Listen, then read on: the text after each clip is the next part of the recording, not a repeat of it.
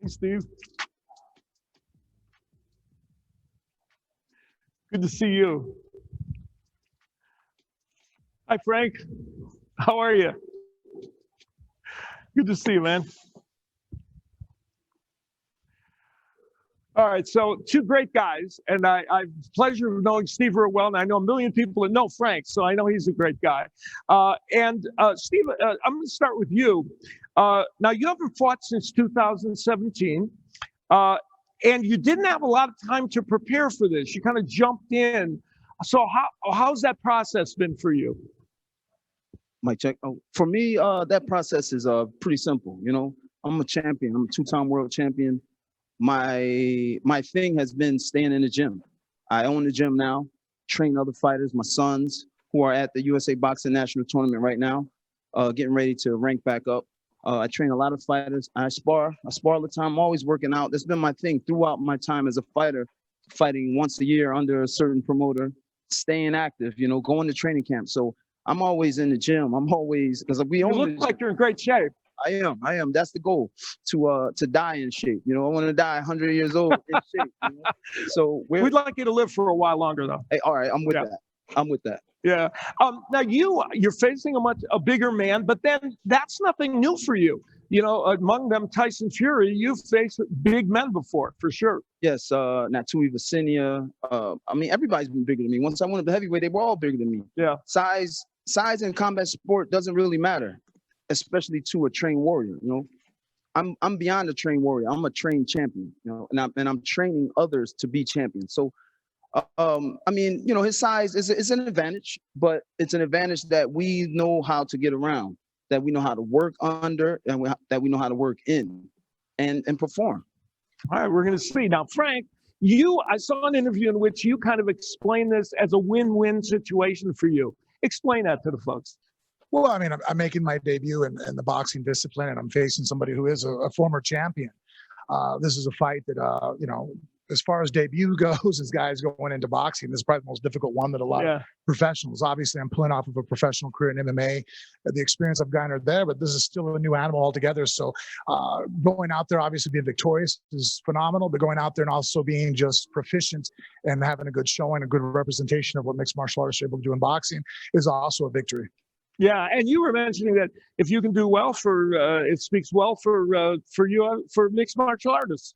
Yeah, absolutely. I mean, basically, this is a situation where I'm a decathlete, where I have to train all the different disciplines from boxing, wrestling, jiu-jitsu, Muay Thai, where now I'm basically a decathlete who's competing against a specialist, where I'm going to be in a sprinting event against a person who is a sprinting champion.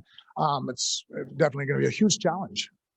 And now, so Steve coming in as you know, short notice, but you were preparing for Antonio Tarver, who is different than him. He's a left-hander, among other things. Did this change your approach to this fight at all? Actually, there's a lot of changes in it. Antonio is much more conservative with his punching. He's more calculated. He doesn't show up in great shape in his fights, so he has to be much more, again, the word calculating, conservative, try to be more of a marksman. Steve is much more of a warrior who is physically in shape and mentally very tough. He very much brings that Philadelphia type mindset where he's not going to slip and move away from punches. He shells up well, fires off right off the bat. Phenomenal long jab from the outside.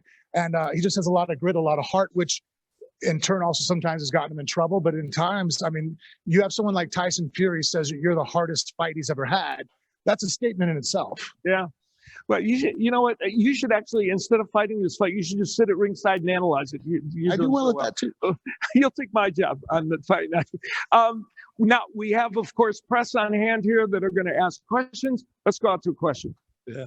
Frank, I mean, I know that a lot of us were surprised, right, when you made this announcement that you were going to be partaking in this. And then you got to change the opponent on top of that, right? I'm curious, I mean, did that cause any hesitation at all? Was there any discussion like, hey, we were already taking a chance. Now this is even more of a chance, even more crazy. Did you think, maybe we should wait till another opportunity is around? Well, the one thing that hasn't changed, it was always going to be a challenge. It was going to be something that I knew was going to bring out the best in me, to give me something to face. I always tell people that, so many people want to improve their life. They want to do something. They're not happy with where they are. I tell them, hey, pick a running event, pick up a jiu-jitsu competition, go, a point fighting, do something, put it on your calendar, and it gives you a reason to train, a reason to push yourself. And that adversity and that suffering is going to make you a better person. And that's what I saw fighting in a boxing match as many opportunities, but that being one of them as an opportunity to test myself and push myself to my brink. And it absolutely changed things up because Tarver, I saw somebody, again, I said that, again, I'm not taking away from Cunningham's boxing skills.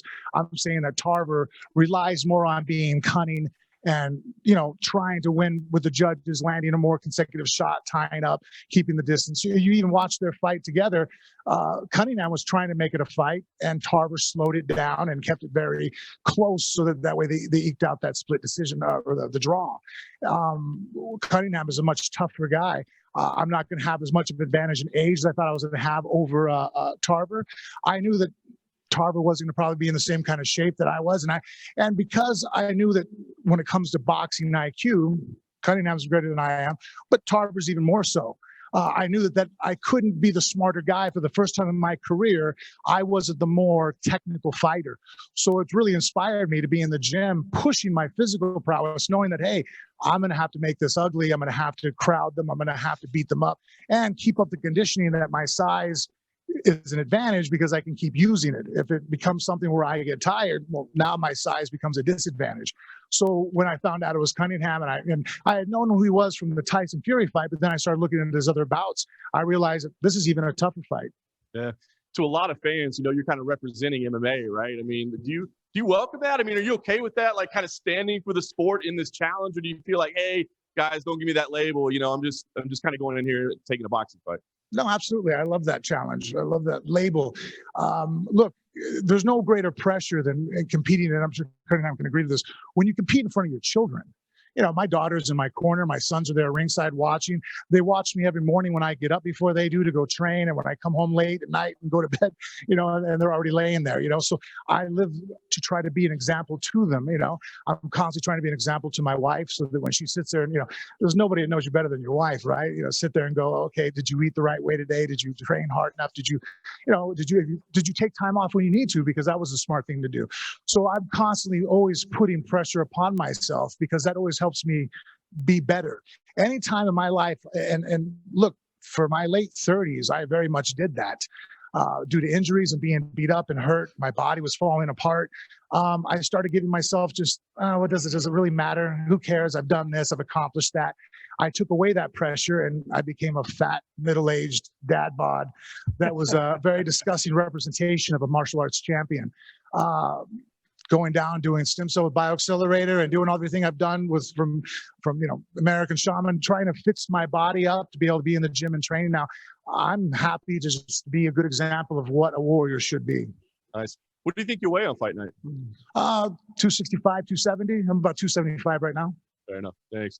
I want to ask Steve as well. I mean, when you first heard this match was announced, obviously you weren't a part of it. It was the Antonio fight. What did you think when you first heard this? Frank Mir, UFC champion, coming over, Antonio coming back. What did you think of it?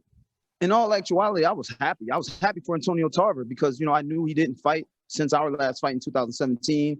I'm like, wow, he gets, and it's an opportunity, it's Triller, Jake Paul, all of this stuff has opened up doors for fighters to make money, to showcase their skills, to present themselves to the fans. So I was actually ecstatic for Tarver and ecstated to see it. I'm like, hey, that's a good matchup. I like to see that. So then I get the call and it's like, yo, all right, I'll just step in. I'm always ready. What do you think Franco brings to the table? Like, obviously, he's fought at the highest level of the sport in mixed martial arts. I mean, a UFC champion, Hall of Fame type career, but this is a different sport, right? I mean, so is he completely out of his element, do you think, in coming to the sport? Or do you feel like, the fact he's competed at such a high level in mixed martial arts, he'll be successful in this? Yeah, that in itself, him competing at a high level in the UFC as a champion, and that in itself makes him prepared for our fight, for April 17th. That's the warrior in him. He's a warrior, period. That's just the line right there, warrior. So once you pass that line, then you have champion. He's a warrior and a champion. So for anybody who thinks this is easy or, Cunningham's going to breeze through him, nah, you shouldn't. I don't think like that. In the words of my late trainer, Brother Nazim, you take everybody serious. That's Tyson Fury right there. I'm about to fight Tyson Fury again. That's the mindset. That's the mindset I'm going through in every fight. So you buckle down like that, and you go to the gym, you train hard, and you push. Even short notice, it's just a few notches, adjustments here, adjustments there, and we're ready. All right, so last All right. question for me. We talked about the size difference. What do you think you'll weigh on fight night? 210 is the goal. 210. I'm almost there. We'll make it and just go to work. All right, thank you very much. Now we're going to get some remote questions from around the globe. So let's go to them. Our first question is from Cage Side Press, Josh Evanoff. Yeah, I got a quick question for Frank. Frank, obviously you've been fighting in MMA for 20 plus years. You've been a former world champion. You've been pretty much everywhere the MMA world has been. You've been fighting Bellator, UFC. How has it been making that transition just in terms of preparation to fighting now, making your pro boxing debut and against a guy in Steve Cunningham on short notice? The best part was that actually, because I was preparing for a bare knuckle fight, that gave me a lot of sparring in that realm, which helped me segue into this. On the outside, things are extremely similar between boxing and MMA, a little bit different of stance and whatnot because of angle. We don't have to protect our lead leg as much. But the clinch is a little bit different. And honestly, that's been the hardest part for me. There's a lot of things that I keep on accidentally doing, and I've almost eliminated it completely. But holding the back of someone's head and driving an uppercut is very legal in MMA, and it was legal in bare knuckle. And now I get my dad at the side of the ring is screaming at me, "Stop punching with the clinch!" So I'm working on it. So there are some aspects of it that are just instinct in me. When I put wrestling shoes on or boxing shoes, I tend not to kick or knee. That's easy because I've sparred so many rounds boxing in preparation for MMA. I've never made that mistake, but again, the clinch is probably the hardest part because there's so many similarities between bare knuckle boxing and MMA, and that's what I was training for. But now the pure boxing rules and the clinch, it changes things. All right. What else we got?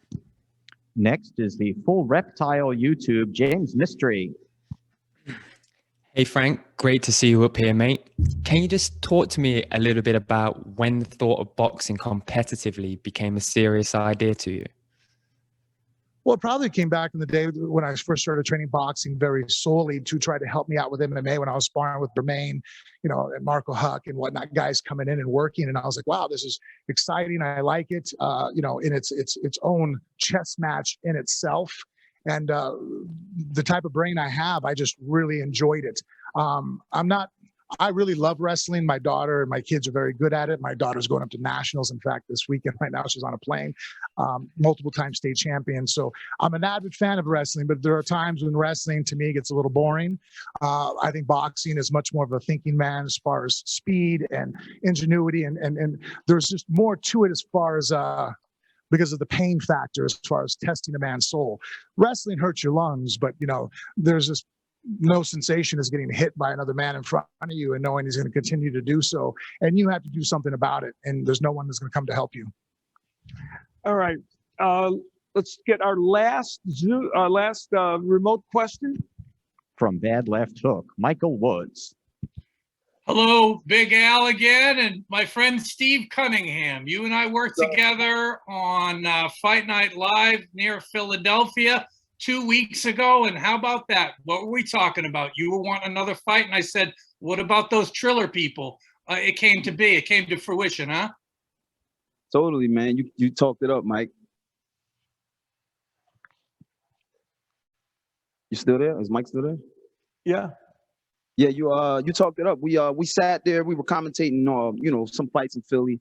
Got guys coming up from the amateurs, actually from the tournament that my sons are at right now. Guys turn pro, and I got the opportunity to commentate again. That I'm trying to keep my wheels spinning on that, and to do it with Mike is a pleasure because it's like yin and yang going on. Me and Mike, we have different views on certain things, even in the sport, but we come together to make the show great. But he was just saying, man, what about Triller? And me and my wife, who is my manager, my gorgeous wife, she's around somewhere. We were like, hey, we want to contact them. We want to get in touch because a lot of people been saying I've been retired. And I'm like, I haven't retired. I still want to fight a few times, before I retire and pass the torch to USS Junior, and my son Cruz. So, but we get the call, and it's amazing. All right. I should identify that gentleman that asked the question Ed did before, Colonel Bob Sheridan, a Hall of Famer in the sport of boxing. I want to thank both of you gentlemen for gracing this stage and for showing such great class. And we look forward to seeing you guys on April 17th. Thank you. All Same right. here. Same here. Salute. Steve Cunningham, USS Cunningham. There you go. And Frank Mir. Frank, good to see you. All right, Steve, take care.